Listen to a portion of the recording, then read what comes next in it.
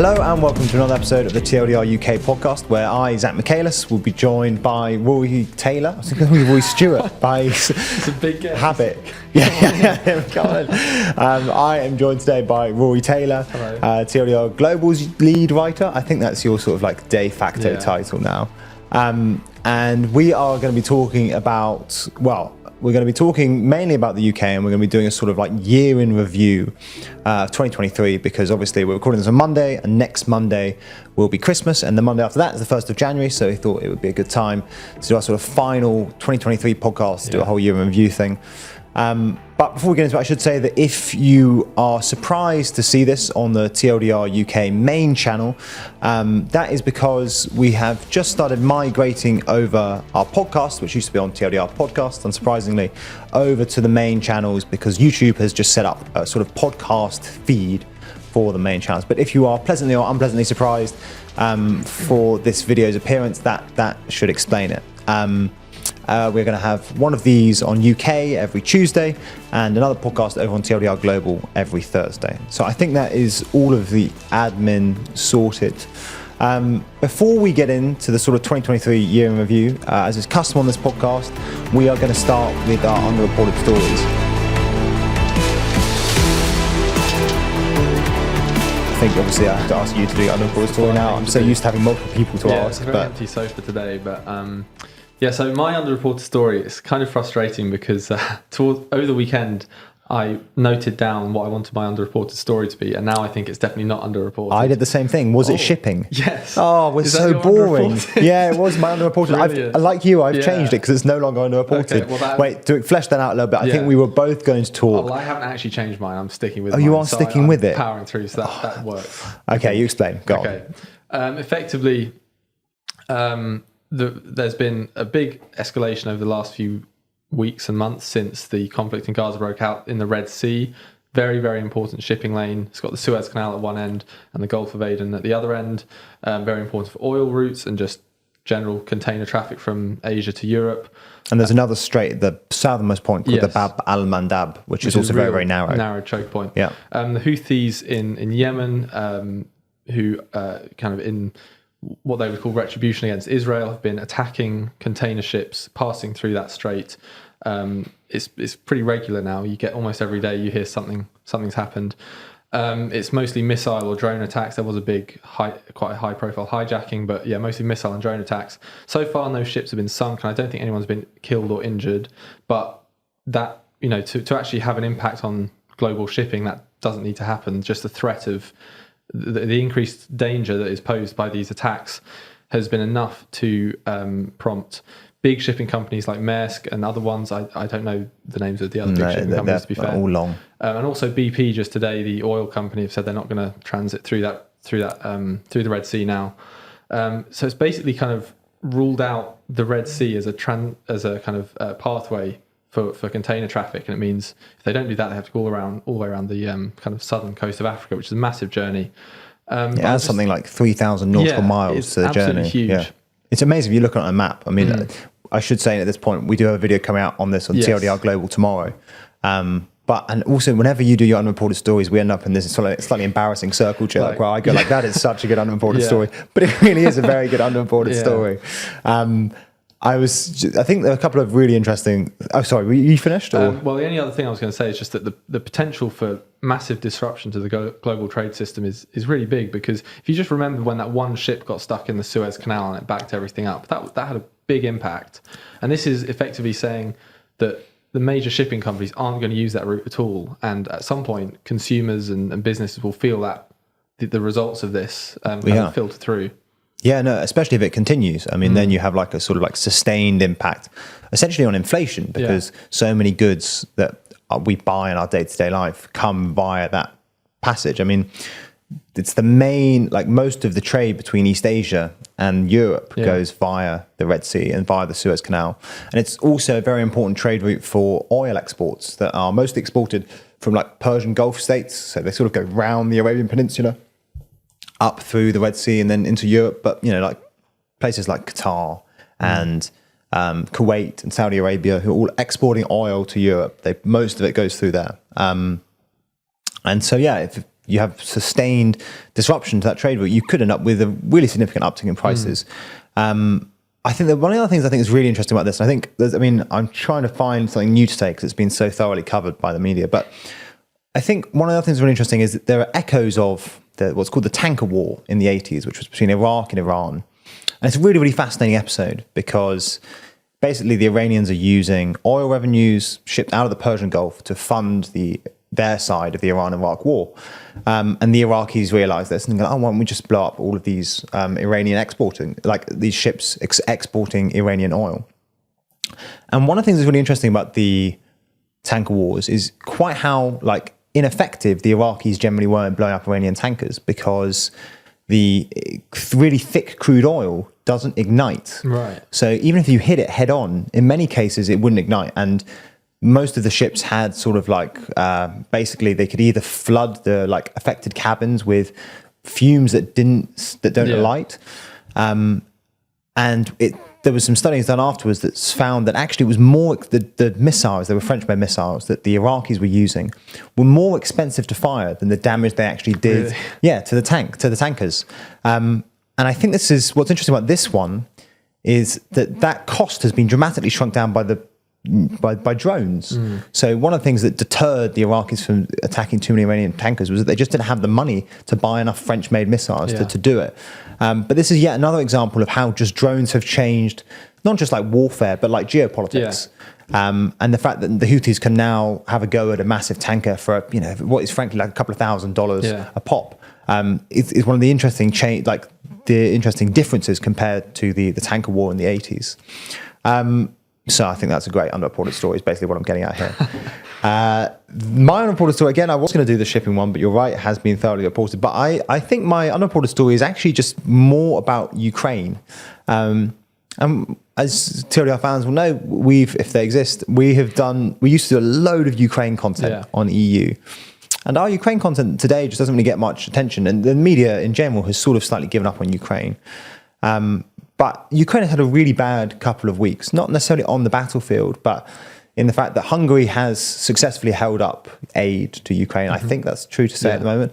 And while they're beginning negotiations about Ukraine's EU accession, Orban is still signalling quite strongly that he's not going to let Ukraine join the bloc eventually.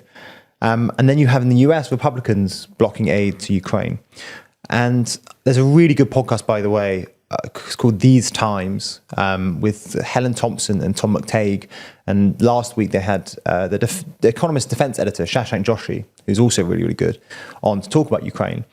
And he just fleshes out how, as Ukraine becomes an attritional, sort of long attritional war, Russia does have the advantages. It has more money, for starters, especially if aid gets caught up. It has more manpower. Basically, it just has more men. And I think perhaps most pertinently, it just has a steadier supply of artillery shells. And that's in part because the Europeans just haven't lived up to their promises when it comes to artillery shells and how much they'd be able to provide to Ukraine. I think that basically things are getting really, really bad for Ukraine. And there are two things that make this underreported and I think sort of surprised me. I mean, one is quite how quickly it's got bad. And it really has been the last couple of months or so. But two is just how little attention, how passive this has been. It's been a series of small sort of half decisions or failures to do things. And all of a sudden Ukraine is in a very, very different position. And I don't think that we're really thinking through the strategic consequences of letting Russia quote win in Ukraine.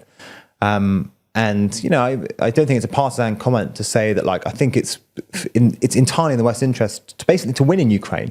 And I think that we're sort of falling towards, if not a Russian victory, then at least an uncomfortable stalemate, without really thinking through the sort of second order strategic consequences of that outcome. So that's my one. I think that basically Ukraine isn't getting enough attention. I understand why that is, but I also think that's probably something we should probably think a bit more about in the West.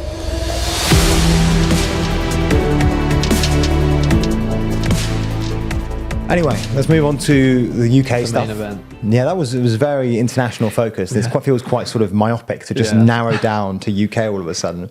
So we're going to do a 2023 year in review. And we were thinking about how to like structure this. And originally we were going to do like months or maybe sort of quarters. You know, it'd be very sort of adult of us.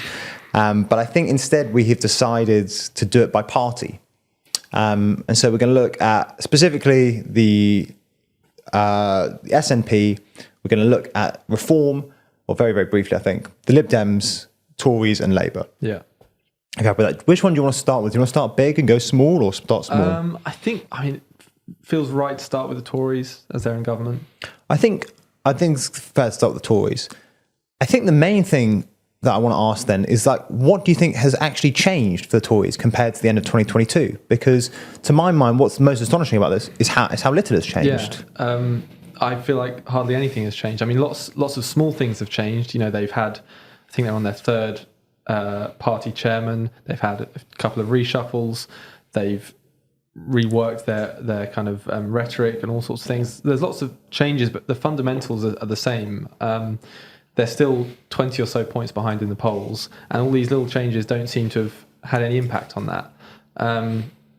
Obviously, there have been, we started the year with Rishi Sunak's 5 pledges. Yeah. I think where we're at now is only one of them has been met, the inflation one. I think there are changes in the kind of political atmosphere as well. We started the year with, strikes were a huge story over last winter, kind of at the beginning of this year as well, and they seem to have fallen out of the news cycle now. A lot of them have been solved, but a lot of them are still going on. We've got, I think, junior doctors are striking in January or possibly the end of this month. So those challenges are still there. But yeah, fundamentally, it feels like we're more entrenched in the same kind of political dynamic that we were at the start of the year, in that the Tories are still very far behind, and the things they're trying to do to change that haven't worked and still aren't working, if the polls are to be believed. Yeah, so to my mind, I think there were sort of 2 things that Sunak wanted to change when he came into office. I think the first was he did, post-Truss, want to set a new policy direction. And the other thing he wants to change is he would basically improve internal party management. And I think we can say on the internal party management thing that that's just it's a failure. It's a complete failure. And I think that's fundamentally just because the Tories are stuck in this very uncomfortable sort of feedback loop where bad polling encourages disunity. I've talked about this before, and I really do think this sort of does explain. It has real explanatory power, this sort of analysis, but that's quite arrogant. I didn't mean like that. But as in, like, I do think they're stuck in a doom loop where the bad polling just feeds disunity, which makes the polling worse, which feeds disunity. I also think there's probably something there to be said about like the impact of social media and the independence it gives MPs. But I do think the fundamentals are just that the bad polling and the fact that everyone is sort of like has their eyes on the upcoming leadership election, post-election, is just what explains that mostly. And then I think that the more interesting thing is about the sort of like policy reorientation. And obviously Truss's whole thing was about, well, she pitched it as like going for growth, but it was that sort of like very old school, like right-wing economics, basically. You know, like you cut taxes, you like get rid of all the red tape, and you sort of go for unfettered, I don't know, like American or Singapore style growth. And I think when Sunak came in, his new policy orientation was supposed to just be more like pragmatic and more managerial. It was more sort of like stewardship of the economy, like steadying the ship. Very David Cameron, George Osborne sort of thing. No unfunded tax cuts, that sort of thing. But then I think he sort of realized that just wasn't like electorally sufficient. And then he's done a couple of weird pivots since then. Yeah. I mean, we saw the anti-net zero stuff, which was after the Uxbridge by-election, because they sort of over-inferred from that result where basically the Tories' opposition to ULEZ apparently won them the by-election, that they needed to start opposing green policies more generally. And then you also had the like anti-immigration pivot that I think we've continued to see. So I guess my question is, like, what do you think motivated these policy like pivots, and why do you think they've been so unsuccessful? I think it's just like you did use the ULEZ example with the Uxbridge by-election. There's just these moments where something happens and they seize that and think, this is the thing that's going to save us. This is the thing that's going to save us this time. And it just doesn't, that's not the case, because I think going into the next general election, it's not those individual things that people are thinking of. It's just the broader kind of economic environment, but also the fact that they've been in power for 13 years and there's really little you can do to convince voters that you're not just going to kind of continue those 13 years. And he did that at the Conservative conference in October. His whole speech was about pitching himself as the change candidate and Labour as part of the last 20 or 30 years of kind of political consensus. And that kind of lasted for a little while, and he doesn't seem to be doing that anymore. That kind of died when he brought David Cameron back, I think. So I think it's just they swing between these attempts of thinking that this thing can really help them and turn things around, but realise it's not doing that and then move to something else. And migration has been one that's been kind of like an ongoing theme. And I think it's they're kind of doomed to fail on this one, because the Conservatives seem to think that by raising the profile of migration as an issue going into the next election, that they can beat Labour on that, whereas they're just raising the salience of an issue that they consistently are kind of failing on by their own metrics. So I think what's interesting about both migration and net zero is if you look across the pond, if you look to Europe, they're both very effective talking points for let's say socially right-wing parties. But I think I guess that Sunak and his administration have looked at those experiences and gone like, oh, maybe we can politically benefit in the same way as like Geert Wilders in the Netherlands, or like basically any right-wing party in Europe at the moment, which is they've all taken a stronger stance on immigration. But I think that the category mistake he's making there is that because these are basically very difficult issues to solve, they're very effective when you're in opposition. They're not effective when you're in government. Like Meloni is a great example. It's very effective campaigning on anti-immigration issues when she was in opposition. But her polling, and especially polling on specifically the issue of immigration, has declined quite steeply since she came into office, because it was effective because she said, oh, no one's getting a handle on this. But it turns out no one's getting a handle on it because it's difficult to get a handle on. So when she came into power, she's also struggled. She's backtracked on some of her more radical pledges, like naval blockade and basically around the coast of Italy. And Italy is still having a problem with what's described as irregular migration there. And I think something also is true of net zero is that it's something you can campaign on as like, you can basically blame a lot of inflationary issues on net zero policies, on sort of like the metropolitan liberal elite and their sort of like wishy-washy green fantasies. But it's not a good...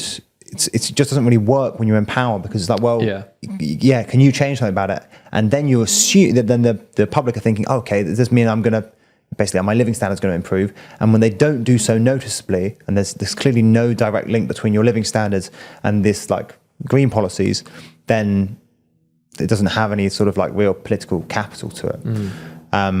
But yeah, anyway, I think the Tories, we can move on from them, because I think we've gone through this so many times in this podcast, and they're basically not doing very well. Should we do Labour? Yeah, I think so. So I have basically two questions for you on Labour. And you can take them in which any order you want. They're pretty big. The first one is, do you think Labour have been too right-wing? And the second one is, do you think that they've, basically this is a criticism, do you think they've shown enough imagination? That are they too boring? So those are my two questions. Is, do you think Labour are too, because these are two accusations that are often levelled at them from like the left, the sort of like the old brand of Labour. And what a lot of people are like, our generation is generally a bit more left-leaning. A lot of like people who are into politics our age, they often say similar things. Like Labour have gone too far right. I guess those are the questions then. Do you think they've gone too far right, and do you think they're too boring? We need a big like personal opinion klaxon on the screen, but my answer to both of those would be yes. Okay. On the, I guess I'll start with the right wing thing, because I think that has been the kind of continued trend through this year. They've continued to do very well in the polls, but when it comes to the like policy issues and the stances that Keir Starmer has taken, the year has definitely seen him continue that project of like distancing himself from the Corbyn years. He's gone further than he had in the first 2 years or so as leader, and also doing what I think he described it as, turning Labour into a party of governance. And this break with the Corbyn years it didn't start with his leadership election, because during his leadership campaign, I should say, in 2020, he kind of championed the time he spent with Jeremy Corbyn and talked about the moral case for socialism and all these kind of things that you would never hear from him these days. Yeah, he campaigned for a second referendum. Exactly. He's so different from the man he was, or the man that kind of he presented himself as, just 3 years ago or something.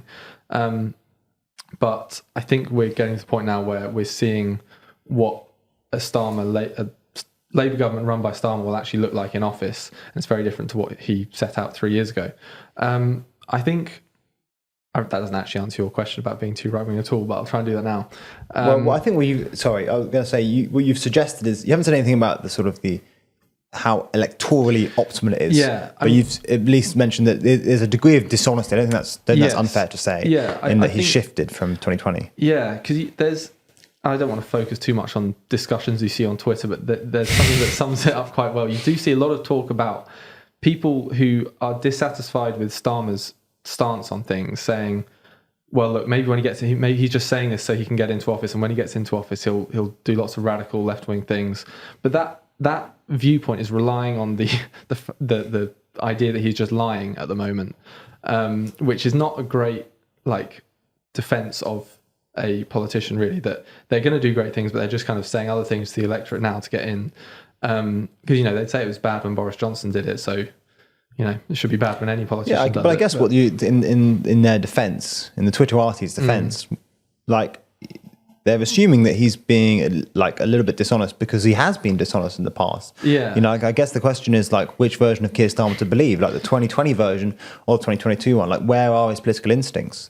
Yeah, I think they're definitely I think it's the 2022, 2023 Keir Starmer is the kind of real Keir Starmer. With a real Keir Starmer, please get elected.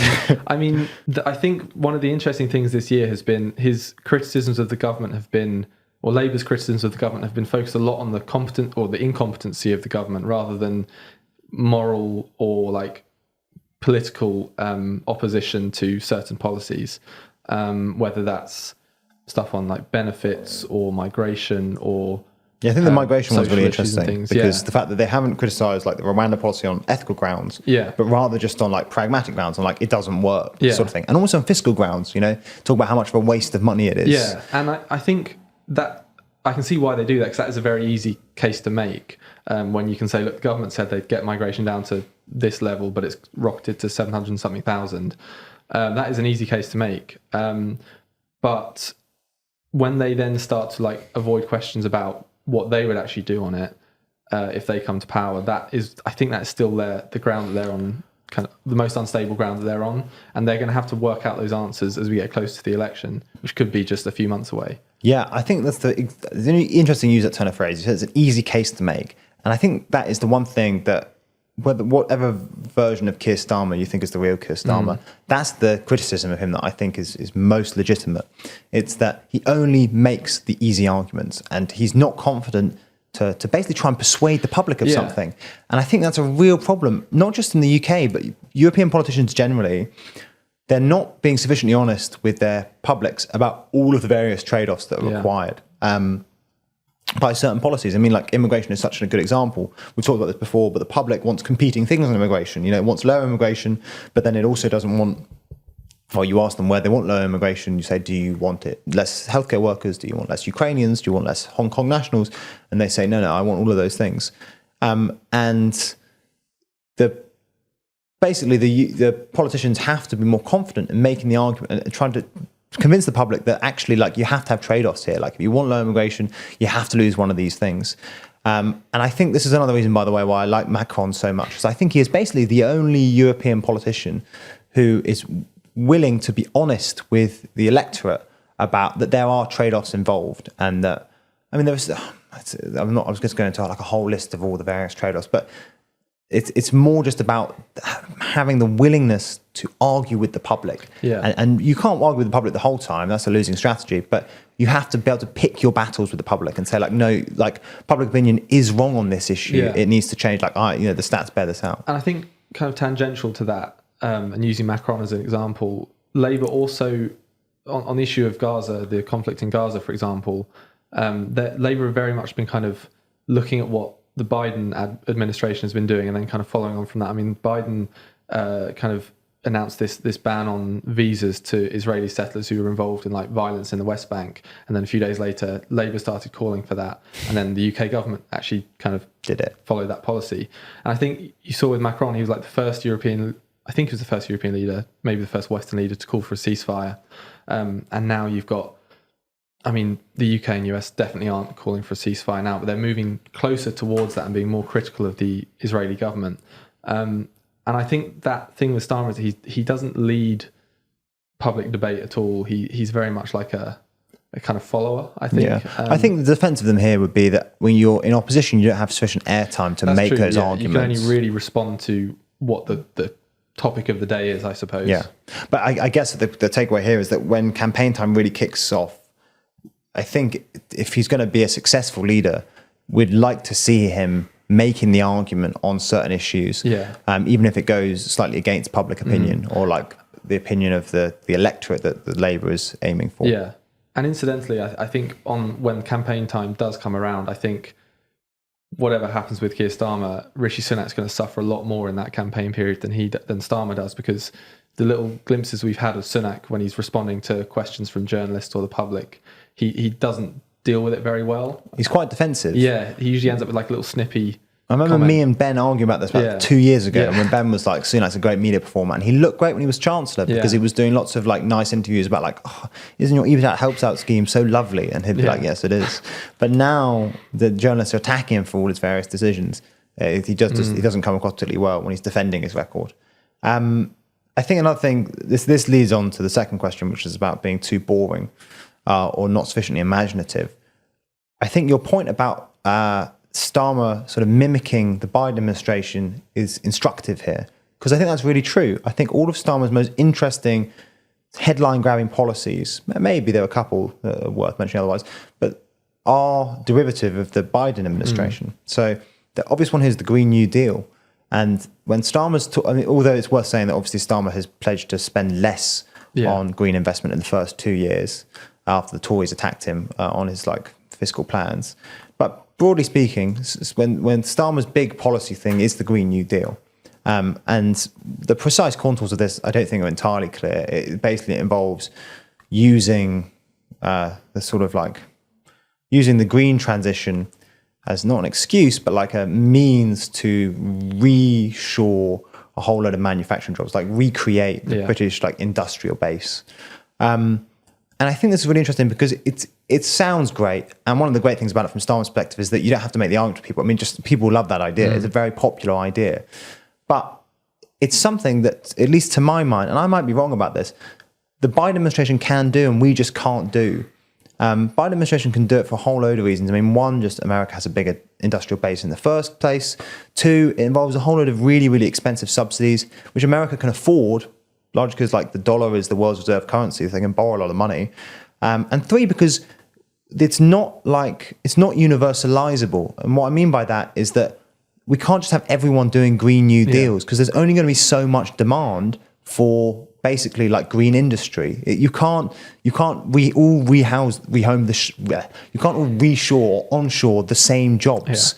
You can't onshore one job multiple times. Like the Chinese have taken all your jobs. You can't just like take them all back and then double them up across like various countries. And my point here is that when it comes to Starmer, A, I don't think it's particularly imaginative, and B, I'm not sure it actually works. Do you see what I mean? Yeah. Yeah.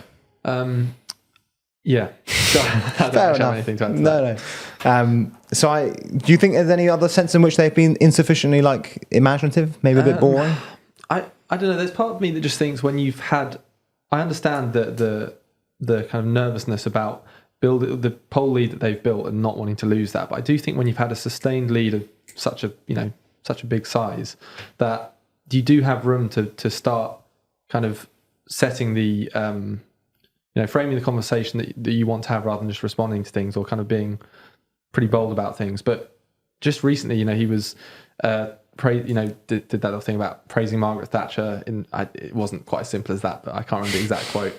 I just think we're journalists, so we're just I think they're going so far in trying to like steal Conservative voters that they're kind of forgetting about the fact they have this big lead, and that actually gives them some room to maneuver, and they don't need to keep like trying to appeal to this whatever focus group they have that is made up of a few people who might have still not made up their minds. So I think ultimately we basically agree in that our instinct is that so far it looks like he might have been a little bit too conservative in both respects.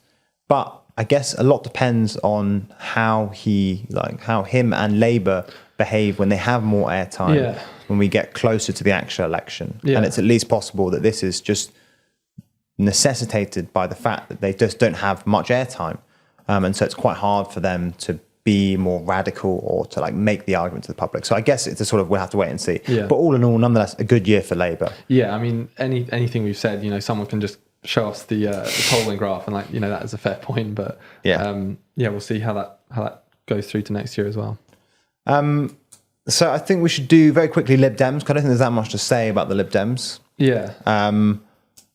Done pretty well in by-elections. Yeah. Performed actually really quite well at the local elections, which were in May. Yeah. I think the big caveat here for the Lib Dems, though, is that the by-elections do suggest that tactical voting has been very, very big recently between Labour and Lib Dem voters. And I think if that translates to a general election, I don't know how well the Lib Dems would do. I think, I don't think they're going to massively surge at the next election, but I don't think any of them will be disappointed by how the year's gone. Because, part of why the Tories are struggling so much is because they're losing kind of both ends, I don't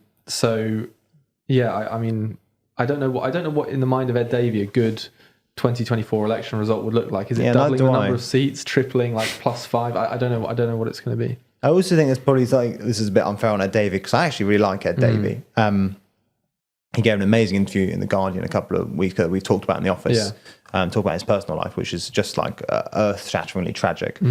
But I don't think he has the sort of like personality to cut through the noise and perform like a sort of Nick Clegg style resurgence of the Lib Dems. And I feel like when Labour's polling is so far ahead, all the sort of like opposition related media attention just does get directed to Labour, and that leaves very little space for the Lib Dems to make their case. And unless they have someone with the sort of like, I was going to say like the charisma of Nick Clegg, but I'm not sure that's true anymore. But like, unless they have some Nick Clegg-esque to cut through, then I don't know how they succeed electorally. The next one on the list, the last one, is going to be reform. I think reform is a weird one. I think I sort of wanted to mention it because the polling currently suggests it's on about 10%. Yeah. But they never seem to show up in by-elections. No, not to the point where it would really make a difference to the result, from what I've seen, at least. Yeah, I think it's one of those where the reason that reform have impact is just because those polling numbers alone are enough to scare the Tories into pivoting right further and further on issues like immigration. And I guess the thing that it's possible that reform will become an electoral force in their own right in the next election under their current leadership, Richard Tice. But I guess the more interesting question is sort of like, will there be a Nigel Farage style return? And I think, I don't really know why I include them on the list now, but I think that's just an open question that we can't really answer. I think they're definitely relevant to where the Tories are at the moment. But like you said, it just doesn't bear out in the actual elections. No, although it's come closer in the last couple of ones. So there was, the by-elections at the very beginning of this year, reform polling on like 5%, but you'd get, basically less than 1% at the actual by-elections. But more recently, they're polling sort of 12% or 10%. And they sometimes get sort of vote shares between like 5 and 8% of by-elections, which is still significant, especially when you're in such bad spots the Tories are. Yeah. I think talk about the SNP. Of course, that was the big one. Sorry, I missed that. The SNP. Let's talk about the SNP. A very big year. Go for it. Not necessarily in a good way. So obviously started out the year, Nicola Sturgeon was in power. Everything kind of seemed normal, sort of. Then she did this shock resignation in February and got replaced with Humza Yousaf in March. And I think, not since Humza Yousaf came in, actually that leadership election really exposed the divisions within the party that Nicola Sturgeon had managed to kind of paper over, I suppose, and kind of the unity under Nicola Sturgeon was remarkably impressive, I think. It makes Nicola Sturgeon an even more impressive politician in retrospect. Yeah. But the SNP since then have really struggled for a few reasons. Obviously, the police investigation, in which Nicola Sturgeon and her husband got arrested, that was very bad for the party. But also, the kind of split on social issues that came up in the leadership election, especially over the gender recognition reform. But it also just exposed a wider split in the party, that it had kind of become this progressive force, but actually had these more socially conservative elements to it. There's been at least one or two defections, I think, and polling wise, they've really started to sink. They kind of completely dominated the Scottish or general elections in Scotland in the last few years, or the last few elections. But it seems like that's not going to play out the next election. And that's been really good news for Labour, obviously, because it means this resurgence of Scottish Labour that no one really had been expecting, I think. And that just makes Keir Starmer's job a whole lot easier if they have seats in Scotland that they can pick up. Yeah, I genuinely think that this is probably the most significant development this year. I think that it's because it's a structural change. It's not sort of contingent on electoral circumstance. The fact that even like a year or two ago, it was just a sort of given that Labour no longer won in Scotland and that they could expect to pick up at most a handful of seats. And that just made the electoral arithmetic so much more difficult for them for so many years. And not least because when they started polling quite well, the Tories could always rely back on this, this basically sort of threat that if you vote Labour, you'll end up with a Labour SNP coalition, and that will in turn end up with referendum and possibly the breakup of the union. And that was a really effective electoral tactic, especially for lots of moderate would-be Labour voters. I think we had that advert in 2010 or 2015 where it's Ed Miliband in Alex Salmond's pocket. And I think that was really, really effective for the Tories, and it's a massive structural advantage. I think, by the way, that's one of the reasons that David Cameron did win, or not full out majority, but why he won so well in like 2010 and 2015. Despite the fact that the Tories at that point were not really a broad church in terms of appeal, they were quite a sort of like directly Lib Dem vibes. They didn't have as much. I think Boris Johnson was a more classic sort of winning Tory politician in that he had a working class appeal as well. When he's talking about higher wages and all that sort of thing, whereas David Cameron was more directly focused on, let's just say, the upper class or like middle and upper class. He didn't really have that like sort of like cross class appeal that I think someone like Thatcher or someone like Johnson probably did have, but was still able to win. But anyway, I think that's been a massive change. I think the polling is interesting though, because Humza Yousaf is quite unpopular, and conversely, Anas Sarwar, who's the Scottish Labour leader of Scottish Labour, is quite popular.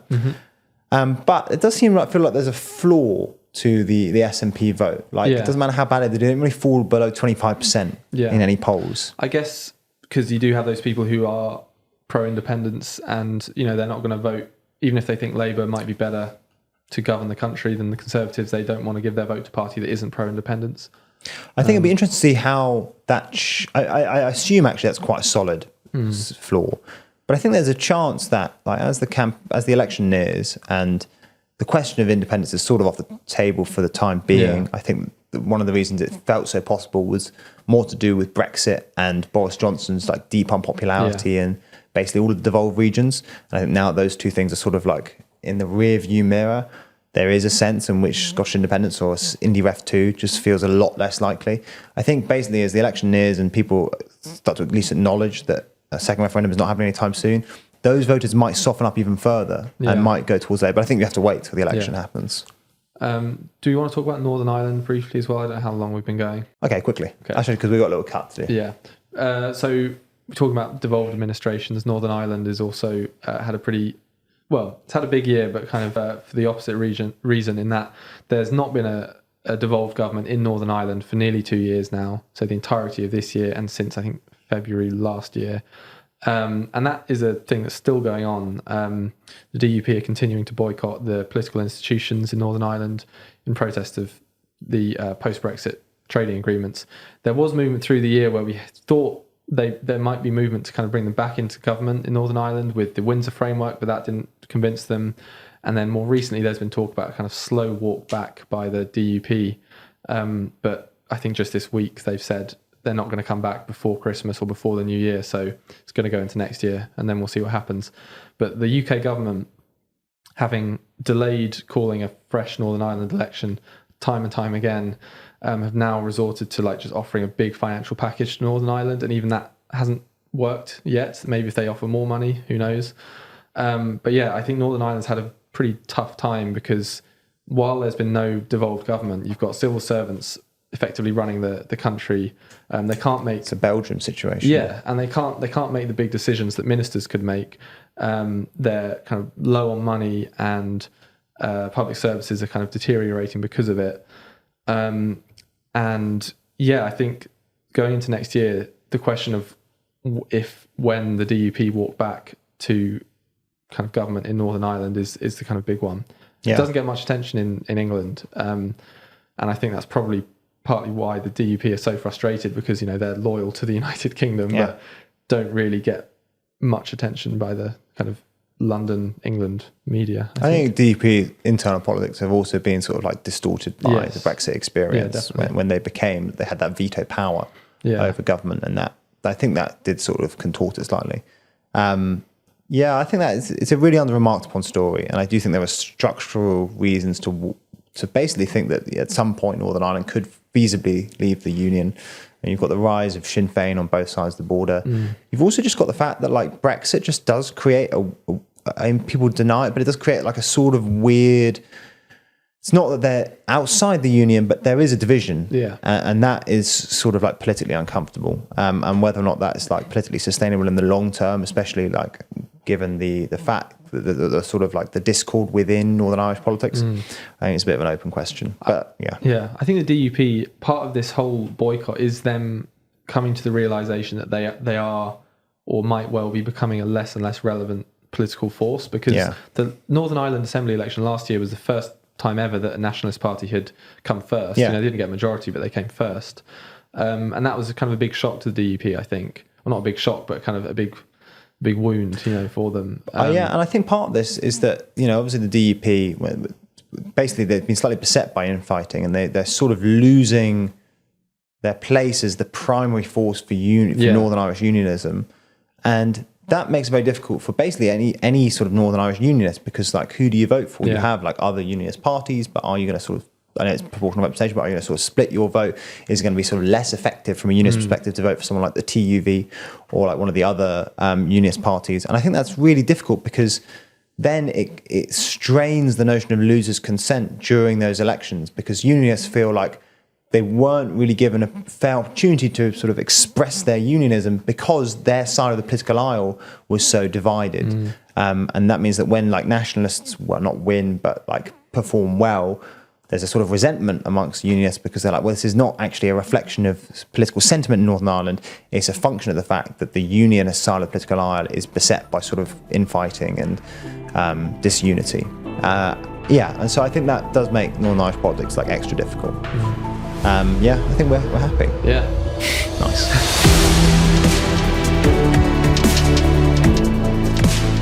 All right, this is the last bit of the podcast. This has been a long podcast, so we'll do this very, very quickly. We are doing the World Leader Leaderboard, which is, is it our favourite bit? It's probably... I think so, yeah. It's definitely Jack's favourite bit. Yeah, for sure. But this, for those of you who don't know, this is when we basically look at our World Leader Leaderboard, which has sort of like heads of state from most of the big countries and a couple other people, and we say who's had a good or a bad week since we last did the podcast, basically. Rory, are you happy to go, or do you want me to start? I'll start with my person going down, I think. Okay. So I'm going to move Donald Trump down. So he's in the good side. He's going down to the kind of the middle of the board. It's maybe unfair, because he's definitely still the Republican favourite, or the favourite to be the Republican nominee in 2024. But there was some recent polling, I think it was from New Hampshire, which is one of the earliest primary states, or primary or caucus states, where Trump was still in the lead, but declined by quite a margin. And Nikki Haley, the former governor of South Carolina, I think she jumped up second place to fairly close second place. And I think she got something like 20 points compared to September, which is quite significant. Which is remarkable. And even if she doesn't win in New Hampshire, that kind of momentum in those early states is what you need to become maybe not the nominee, but the kind of the main challenger. And I think whoever does become that main challenger to Trump, really they're probably just going to hold on as long as they can, on the basis that he might have to, for legal reasons, he might, drop out or be imprisoned or whatever. I don't think he'll drop out himself. He might be forced out. I don't know exactly how, but that second place person is really going to be in an important position. So I think I'm moving him down for that reason. No, I agree. I think the fact that the sort of like the main opposition candidate is not a diehard, fervent pro-Trump guy. Yeah. It's not terrible news for Trump. He's still the favourite, but it's not as good as you'd like it to be. All right, who's your next one? Do you want to put your person down? Oh, I should. I should do down. So I'll go. My down is Benjamin Netanyahu. And he is going down because I think you have seen a conspicuous drop in Western support for Israel in, let's just say, like the past week or so. I mean, the most obvious example here are recent comments made by Biden when he warned Netanyahu that he's losing the support of the international community. And I think in the last week, both Jake Sullivan and what's the other guy called? Anthony Blinken have been to the US. And I don't know if we got that much on their public comments, but privately they've been allegedly telling Netanyahu that he needs to wind it down. Yeah. He hasn't at all. I mean, we had a report by Haaretz out today saying that basically senior Israeli officials think war with Lebanon now is inevitable, which is good. But I think that the fact that the international patience and support, even amongst Israel's staunchest allies, is waning, is pretty bad news for Netanyahu. I don't think, I really don't think we've ever seen Israel this diplomatically isolated. There was Ben Wallace, the former UK Defence Secretary, he did this quite remarkable thing in the Telegraph. He described it as like Netanyahu's killing rage or something. Yeah. And he was really, really like opposed to what Israel is doing. And I mean, he's not Defence Secretary, but like that's quite a statement from someone who just recently was. We had also had a joint op-ed by the German and British foreign ministers, which is also pretty much unprecedented. I mean, it's not like they hang out that much. Yeah. And saying that they, I think, basically calling for restraint and a ceasefire. Yeah. By the way, another case where I think you're right, Macron was ahead of the curve on this one. And he's been calling for a ceasefire, sort of, he's brought it back and ditched it, but it cut for basically since the late October. That's why Benjamin Netanyahu is going down for me. So who's going up for you? Well, I was going to put George Maloney up because she hosted this kind of right-wing conference, lots of people there. But actually, I might put Macron up because he, other leaders kind of coming around to his calls for a ceasefire. I think that's pretty good for him. Yeah, I think let's go for it. Yeah, I love putting Macron up. Yeah. I mean, it's not like he's going to the tops of the board; he's just going to the middle. But I think that is fair to say. He's having a difficult time domestically, but internationally, his call for a ceasefire definitely was ahead of the curve, and I think he's being vindicated on it. Yeah. The other reason I think Macron's been sort of mildly vindicated is he got a lot of stick when he suggested an international peacekeeping force go into Gaza and get rid of Hamas and then maybe sort of take temporary control of the strip. But that does not look like a ridiculous idea anymore. I mean, the main other idea on the table is that the Palestinian Authority runs Gaza. But in recent comments, Netanyahu basically said that's not going to happen. Yeah. And there's very, very little reason to think it could happen, given basically the attitudes of your median Gazan towards the Palestinian Authority. And I think the Americans are seeing that they're getting increasingly desperate about like a sort of what happens next. Yeah. They keep on telling Netanyahu, like, you have to come up with a plan. He keeps on just going like, no. And so I think what looked like a sort of wacky idea at the time could have possibly been that the best of a set of bad options. Yeah. All right, so who is... Is that mine done? You need to put your person up now, I think. My person going up, and again, this is no reflection of personal politics, is Vladimir Putin. He's going right to the top. He's going up for two reasons. He's going up because of what's happened to Ukraine recently, and just I think as well as the disruption to aid, it's also the fact that we've seen what's like the re-emergence of partisanship in Ukrainian politics.